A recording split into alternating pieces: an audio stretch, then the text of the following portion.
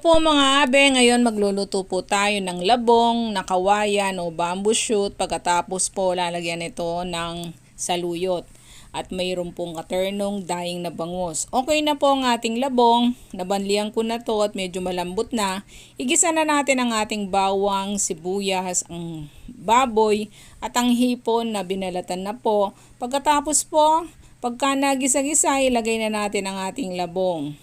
Pagkalagay po nito, ilagay na natin ang ating patis. Naglagay po ako ng Knorr dito na pork ang flavor.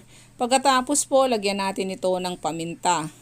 Ngayon, kung medyo matigas pa, dagdagan natin ng tubig nito. At kung medyo malambot na, konti lang po. Pag nagisa-gisa na po ito mga abe, pwede na natin ilagay ang saluyot.